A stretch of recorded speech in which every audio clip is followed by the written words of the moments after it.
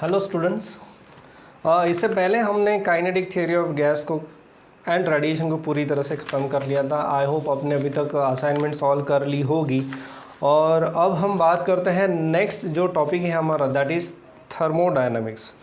Yes, ये topic पहले बहुत छोटा था इनिशियली सिलेबस में, अब इस टॉपिक को उन्होंने बहुत ज़्यादा वास्ट कर दिया है और इन्होंने फिज़िक्स में ऐड किया है। जी हाँ, पहले ये टॉपिक जो था KTG में ही इंक्लूडेड था। Kinetic theory of gases and radiation के बीच में ये एक छोटा सा पार्ट था और ये हार्डली 2 पेजेस का था। बट इस बार से उन्होंने क्या किया है, आपके नए सिलेबस में थर्मोडायनामिक्स का एक स्पेशल चैप्टर उन्होंने ऐड कर दिया है, जिसकी थियोरी थोड़ी ज़्यादा है और कंटेंट्स भी बढ़ा दिए बहुत अच्छी तरह से। तो अब ये एक नया एडिशन हमें मिला है आपके स्टेट बोर्ड के सिलेबस में। सो थर्मोडायनामिक्स में हम बात करते हैं basically heat energy, temperature and work की।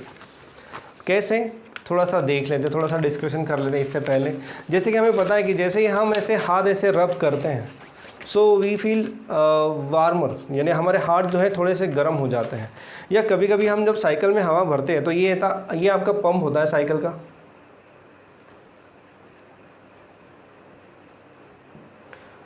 ये साइकिल का पंप है और ये वो पिस्टन का रॉड है जो ये ऐसे बाहर आता है।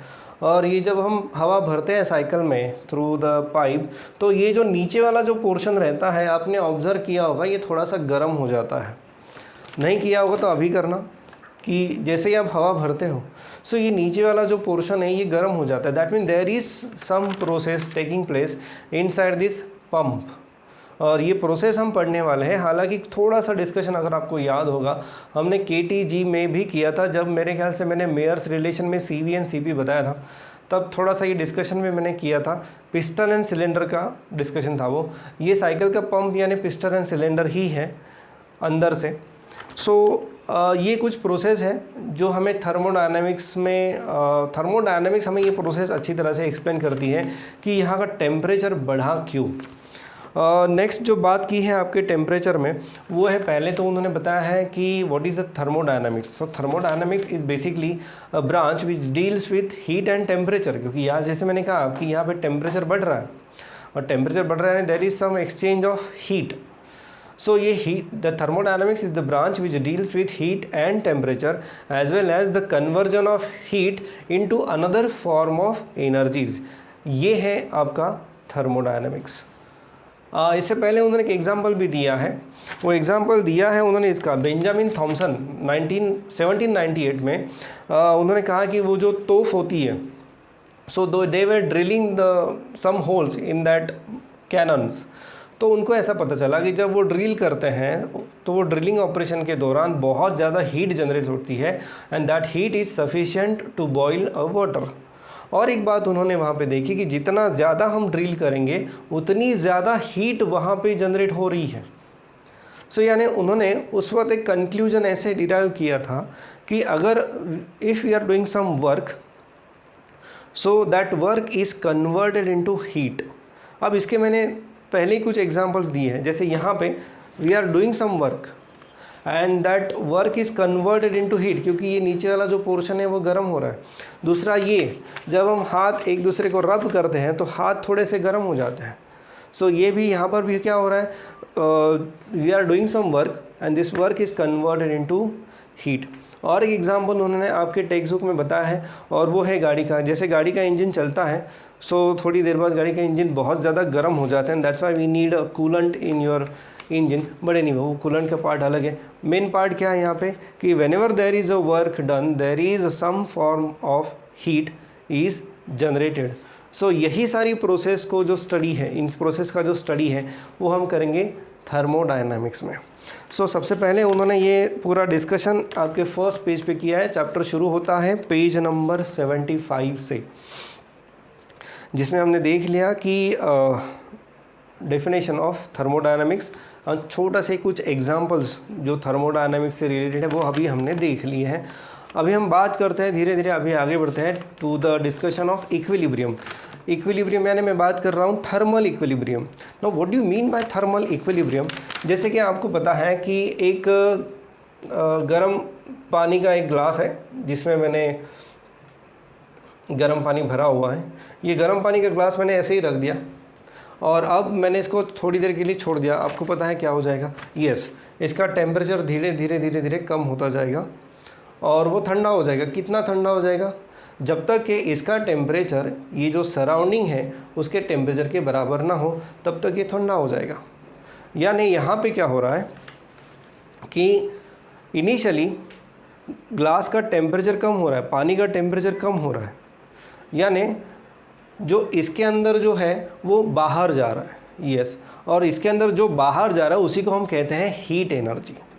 फिर से बता रहा हूँ, हमारे पास एक गर्म पानी का ग्लास है, उसको हमने ऐसे ही रखा है, बाहर निकाल के ऐसे रख दिया टेबल पे, और अब क्या हो रहा है यहाँ पे कि धीरे धीरे इसका टेम्परेचर कम हो रहा है। ये आपकी डेली लाइफ का एग्जांपल ही है, बट फिर भी इसमें कुछ थोड़ा सा अभी थर्मोडायनामिक्स रिलेटेड क्या है वो हम निकालने की कोशिश करें जो आपके टेक्स्ट बुक में दिया है।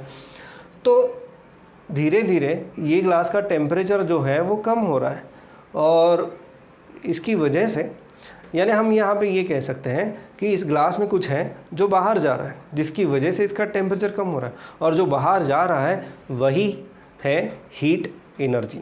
सो there is a heat exchange between this glass and surrounding. तो अब क्या हुआ, जैसे ही वो पानी ठंडा हो गया, there will not be further heat exchange.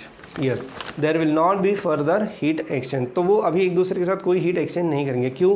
क्योंकि दोनों का जो टेम्परेचर है वो अभी सेम हो गया है। अगर दोनों का टेम्परेचर सेम हो गया है इस कंडीशन को, और जब दोनों में कोई भी थर्मल एक्सचेंज नहीं है, यानी ये ग्लास में और सराउंडिंग में, if there is no exchange of heat, क्योंकि टेम्परेचर अगर कांस्टेंट है, टेम्परेचर कांस्टेंट है, यानी there is no exchange of heat, यानी there is no loss of heat, ऐसा हम कह सकते हैं। ठीक है, सो इसका मतलब ये हो रहा है कि we can say that this glass is in thermal equilibrium with the surrounding.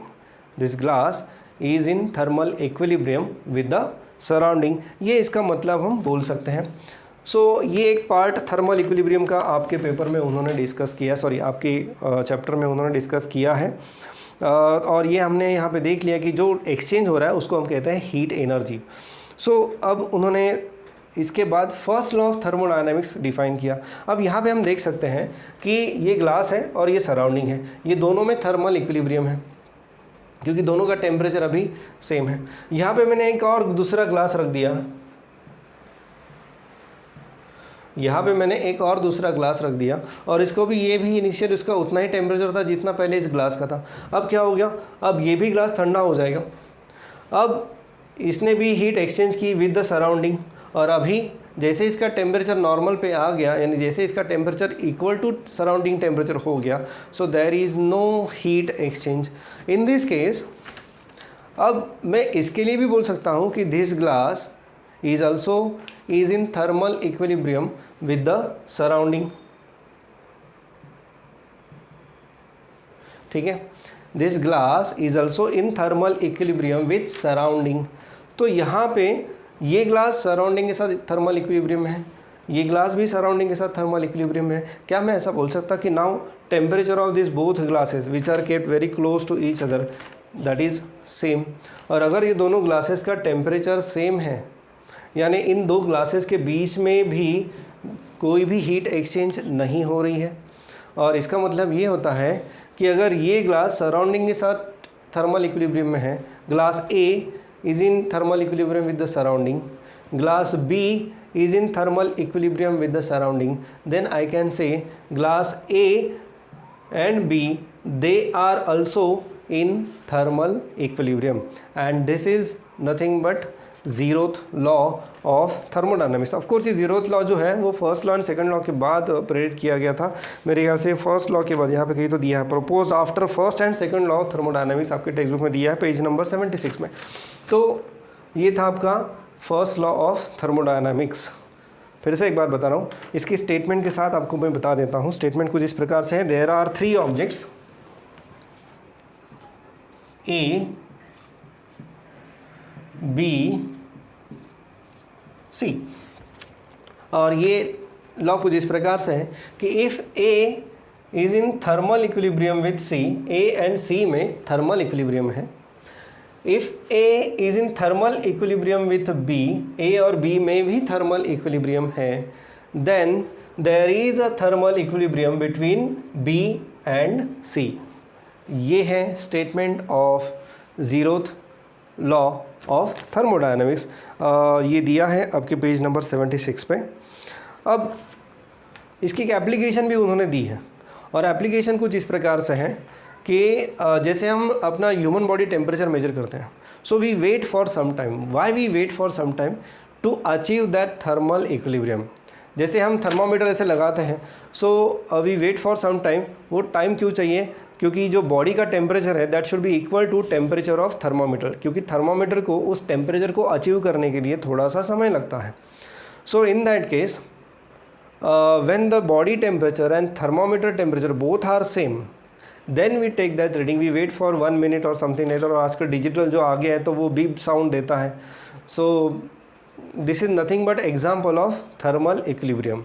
So temperature measurement is example of thermal equilibrium. Temperature हम तब तक मेजर नहीं कर सकते जब तक वो थर्मामीटर और वो ऑब्जेक्ट जिसका टेम्परेचर मेजर करना है ये दोनों थर्मल इक्विलिब्रियम में ना हो, क्योंकि थर्मल इक्विलिब्रियम का मतलब ही है दोनों का टेम्परेचर सेम है. सो ये था थोड़ा सा डिस्कशन रिगार्डिंग जीरोथ लॉ. हमने अभी देखा है जीरोथ लॉ ऑफ थर्मोडायनामिक्स, और अभी हम बात करते हैं नेक्स्ट कुछ कंसेप्ट्स की जो फर्दर दी है.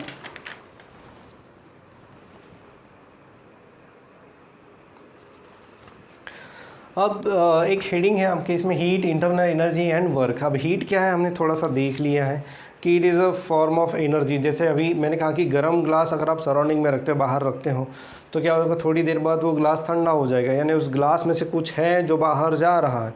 तो जो कुछ है उस कुछ को ही हम कहते हैं हीट एनर्जी.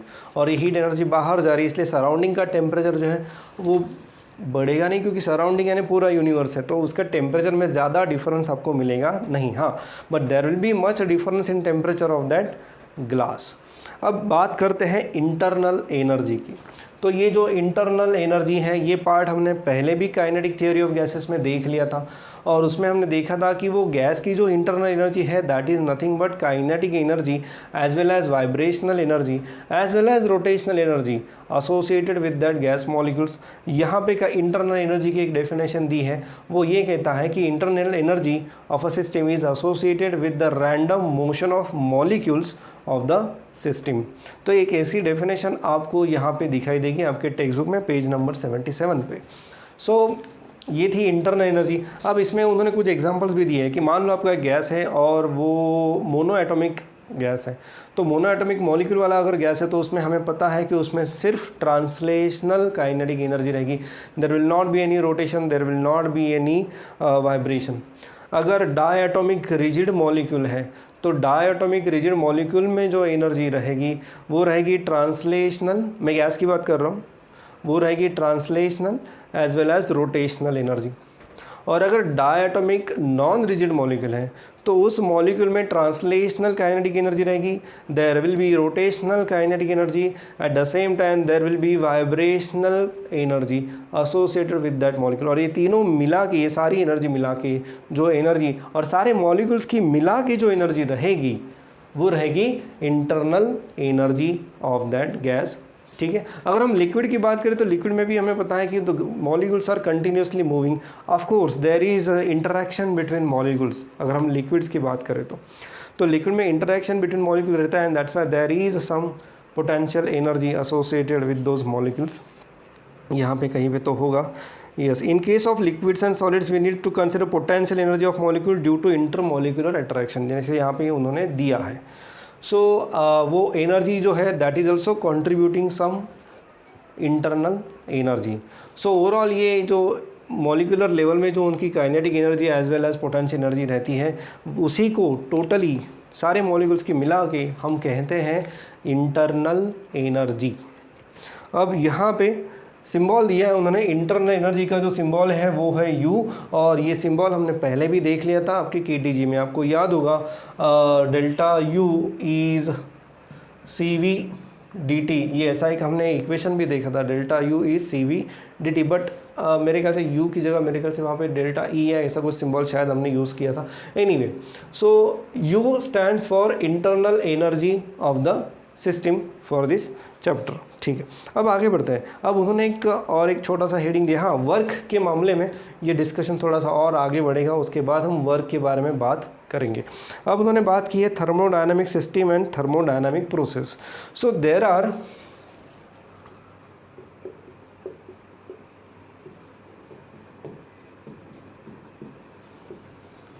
सिस्टम पहले देख लेते हैं।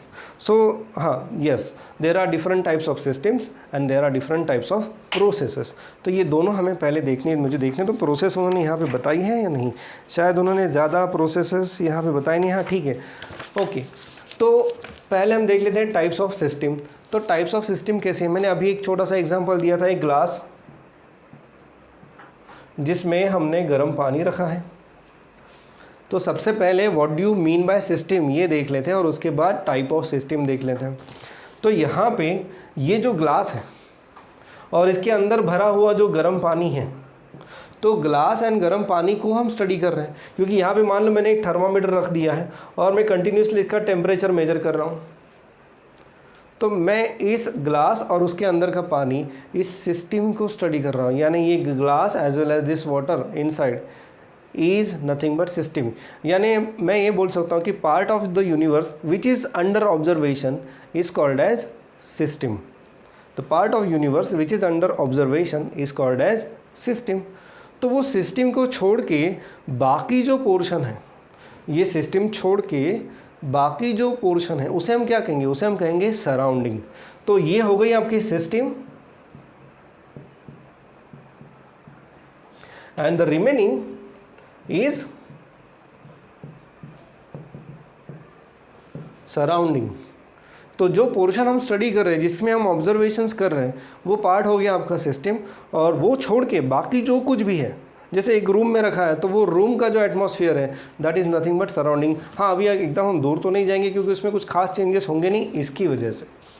So this is your system and remaining part is your surrounding, या फिर उसके मेरे ख्याल से आपके बुक में एनवायरनमेंट भी कहा गया है। तो ये थी पहले तो जानकारी फॉर द सिस्टम, यानी सिस्टम क्या होती है ये पहले मैंने बताया। अब एक बात करते हैं टाइप ऑफ सिस्टम की। तो टाइप ऑफ सिस्टम क्या रहता है, मान लो ये एक ग्लास है जिसमें अभी हमने गर्म पानी भरा है, और गर्म पानी भरा है तो अभी हमें पता है कि ये थोड़ी देर बाद ठंडा होने वाला है। तो यहाँ से हीट एक्सचेंज हो रही है, हीट बाहर जा रही है। एट द सेम टाइम गर्म पानी है तो पानी की वेपर्स भी बाहर जा रही है। पानी की वेपर्स बाहर जा रही है, यानी there is exchange of matter, क्योंकि वो पानी जो है वो उससे बाहर जा रहा है in the form of vapours.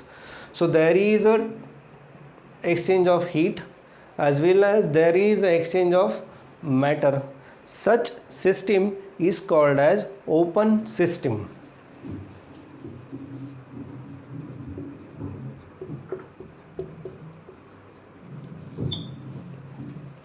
ये थी आपकी ओपन सिस्टम, यानी जिसमें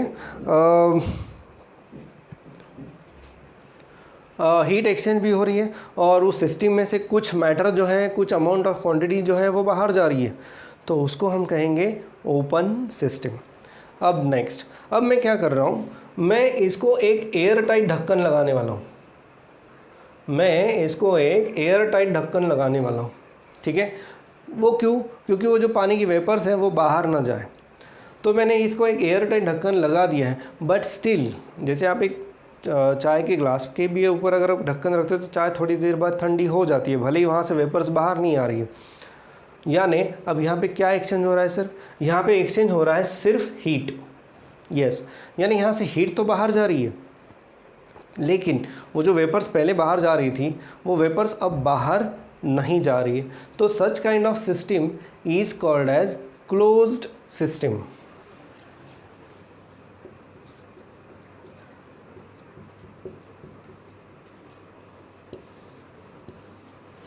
तो पहले हमने देख ली ओपन सिस्टम, उसके बाद हमने देख ली क्लोज सिस्टम। अभी हम बात करते हैं थर्ड टाइप ऑफ सिस्टम की। अब मैंने क्या कर दिया, ये गर्म पानी जो है इसको मुझे गर्म ही रखना था, तो मैं क्या करूँगा, इसको एक थर्मास में रखूँगा, क्योंकि आपको पता है थर्मास में ना हीट एक्सचेंज होती है, मैटर तो होगा ही नहीं क्योंकि आप उसके ऊपर एक एयर टाइट ढक्कन लगा देते हो।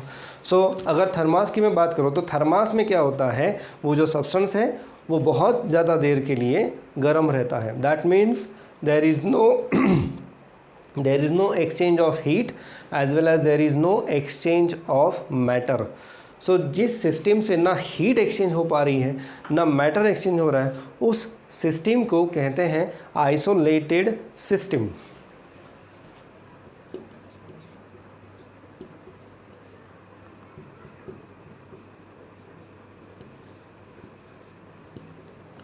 तो ये 3 टाइप की सिस्टम्स आपकी टेक्स्ट बुक में बताई गई है। Close system, open system and isolated system. ये सिस्टम्स का यहाँ पे डिस्कशन हो गया है। अब फिर से उन्होंने एक पेज नंबर 478 पे फिर से हीट ये टॉपिक ऐड किया। तो ये हीट यहाँ पे लिखा है उन्होंने। फिर से हम बात करते हैं हीट का। अब ये हीट यानी कौन सी, जो हीट एक्सचेंज हो रही है उसके बारे में अभी हमें बात करनी है।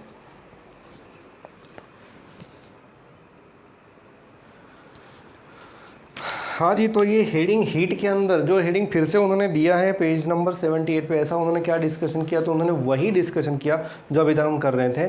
उन्होंने फिर से यही कहा है कि we have a glass containing hot water, और थोड़ी देर बाद ये ग्लास जो है यानी इसके अंदर का पानी जो है वो ठंडा हो जाएगा। क्यों ठंडा हो जाएगा? Because there is a loss of heat from this glass to the surrounding. और ये कब तक चलेगा?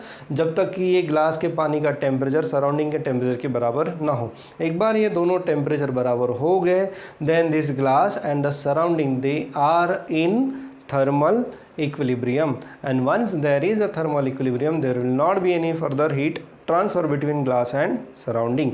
ये डिस्कशन उन्होंने इसके अंदर किया है, बट इसको और थोड़ा सा उन्होंने आगे बढ़ा के एक और छोटा सा डिस्कशन किया है जिसमें हमें कुछ डायग्राम्स दिखती हैं। फिगर 4.4 ABC ऐसे कुछ डायग्राम्स हैं, तो उसके बारे में हम देख लेते हैं कि क्या कहना है उनका। पहले बात करते हैं फिगर 4.4A की। तो फिगर 4.4A में उन्होंने एक सिस्टम ली है। Now this is your system, क्योंकि ये बाउंड्री जो है, बाउंड्री डिफाइंस सिस्टम, और बाउंड्री के बाहर का जो पार्ट है दैट इज सराउंडिंग। तो यहाँ पे एक ऐसा एरो दिया है,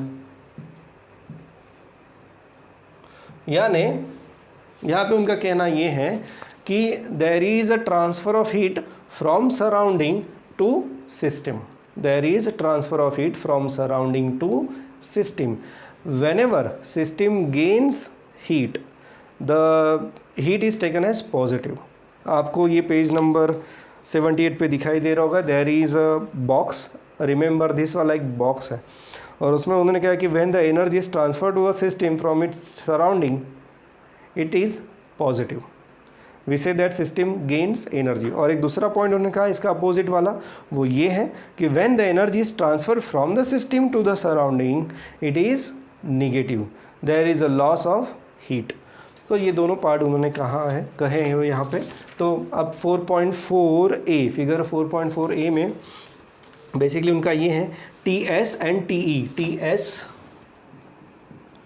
temperature of system,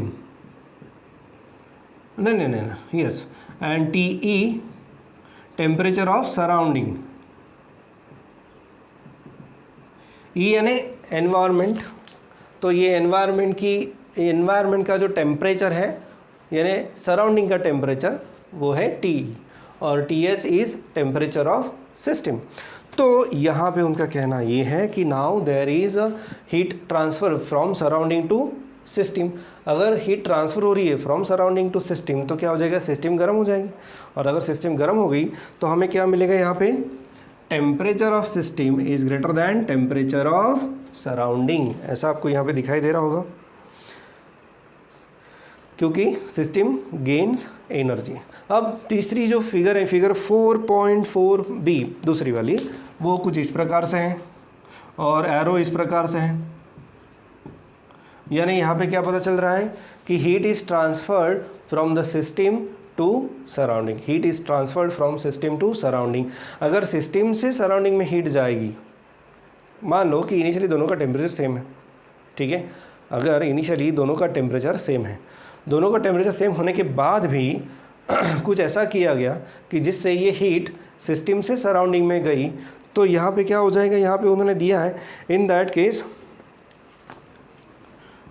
temperature of system will be less than temperature of environment. Temperature of system will be less than temperature of environment. This is nothing but example of refrigerator. Refrigerator आपको पता होगा initially सारे substance जो बाहर रखे होते हैं तो वो सेम टेम्परेचर पे रहते हैं, जैसे जो टेम्परेचर सराउंडिंग का रहता है वही टेम्परेचर उस ऑब्जेक्ट का रहता है। उसी ऑब्जेक्ट को आप फ्रिज में रख दो तो क्या हो जाएगा, yes its temperature will be less than temperature of surrounding, क्योंकि उस ऑब्जेक्ट से आपने हीट निकाल दी है और वो हीट आपने सराउंडिंग में दे दी है। So this is the third case of heat transfer. ये थी फर्स्ट जिसमें सिस्टम का टेम्परेचर बढ़ेगा अगर आप सराउंडिंग की हीट सिस्टम में ट्रांसफ़र करते हो।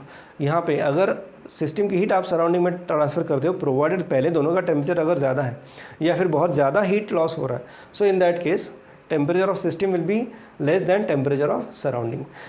नेक्स्ट इज, अगर मान लो दोनों थर्मल इक्विलिब्रियम में हमने रखे और हमने कुछ एडिशनल वर्क किया नहीं, जैसे हम रेफ्रिजरेटर में कुछ वर्क करते हैं और उस वर्क की वजह से यहाँ पे ये पॉसिबल हो रहा है, बट अगर हमने कोई एडिशनल एफर्ट्स नहीं लिया और दोनों को ऐसे ही रख दिया सिस्टम को और सराउंडिंग को, और दोनों का टेम्परेचर अगर सेम है, so they are said to be in thermal equilibrium and in that case temperature of system is equal to temperature of environment यानी टेम्परेचर ऑफ सराउंडिंग। तो ये थी आपकी तीसरी वाली केस। सो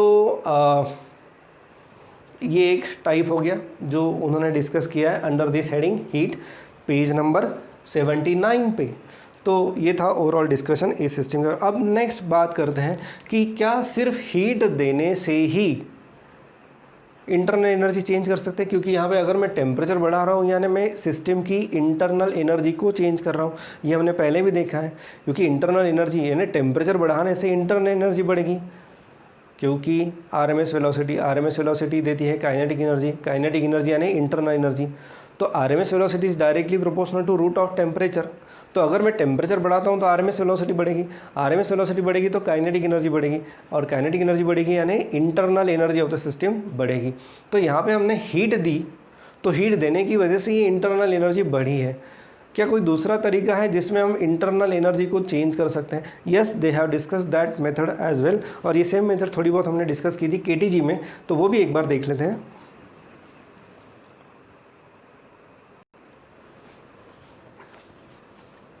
तो ये एक दूसरी मेथड है जिसमें हम इंटरनल एनर्जी चेंज कर सकते हैं। दो मेथड्स हैं यहाँ पे डिस्कस की गई। पहली मेथड कुछ ऐसी है कि ये एक सिलेंडर पिस्टन असेंबली है। I hope you understand cylinder piston assembly. ये जो बाहर का है ये ऐसा गोल गोल ये सिलेंडर है, और इसके अंदर ये जो सर्कुलर डिस्क दिखाई दे रही है, it can move in and out inside this cylinder. तो अब ये जो पिस्टन है इसको हमने फिक्स कर दिया एक जगह पे, इसको हमने फिक्स कर दिया है, और हम यहाँ से एक बर्नर है, इस बर्नर से ये पिस्टन को हीट एनर्जी दे रहे हैं, गर्म कर रहे हैं उसे। इन शॉर्ट सिंपल भाषा में कहा जाए तो इसको गर्म कर रहे हैं। तो इसको गर्म कर रहे हैं यानी इसके अंदर का जो गैस है, ये जो गोल गोल है ये गैस मॉलिक्यूल्स हैं। आपको ये सेम फिगर दिखाई देगी, figure 4.A and figure 4.5B, 4.5A and 4.5B। तो पेज नंबर है 79, सेम पेज पे। तो यहाँ पे मैं अगर इसको हीट एनर्जी दे रहा हूँ तो नेचुरली हीट एनर्जी देने से इसके अंदर की जो गैस है उसका टेम्परेचर बढ़ेगा, और टेम्परेचर बढ़ने से उसकी इंटरनल एनर्जी बढ़ेगी। ये एक मेथड है to change the internal energy. पहले हमने क्या देखा था, वी कैन गिव हीट और we can extract heat from the system. ये एक मेथड हमने देख ली। दूसरे हैं ये सिलेंडर पिस्टन असेंबली। यहाँ पे हम हीट दे रहे हैं, तो यहाँ हम हीट दे रहे हैं और इसकी वजह से ये जो है अंदर का जो गैस है वो थोड़ा सा गर्म हो रहा है, गर्म होने की वजह से उसके अंदर की हीट बढ़ रही है।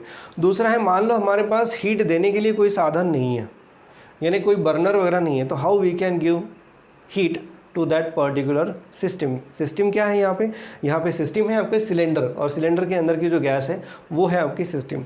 अब इस सिस्टम को मुझे हीट एनर्जी देनी है, बट मेरे पास अभी बर्नर नहीं है, तो मैं क्या करूँगा, I have this frictionless weightless piston. तो ये पिस्टन को मैं कंप्रेस करूँगा। जब मैं इस पिस्टन को कंप्रेस करूँगा मैं कुछ वर्क कर रहा हूँ। और अभी थोड़ी देर पहले सबसे शुरू में मैंने कहा था कि whenever we are doing some work on the system, so there is a heat generated और heat is transferred in that system. So ये एक जो तरीका है, यहाँ पे हम वर्क कर रहे हैं, we are moving this piston, so there is a work done, और इस वर्क की वजह से some heat in is given to the system. ये गैस कंप्रेस होने की वजह से यहाँ पे हीट जनरेट हो जाती है। ये एग्जाम्पल है वो साइकिल वाले पंप का। जैसे हम साइकिल में हवा भरते हैं तो we are compressing that air inside that pump, तो उसकी वजह से वहाँ पे जो नीचे बॉटम का जो टेम्परेचर है वो बढ़ जाता है। सो ये है दूसरा तरीका to give heat as well as to increase the internal energy of the system.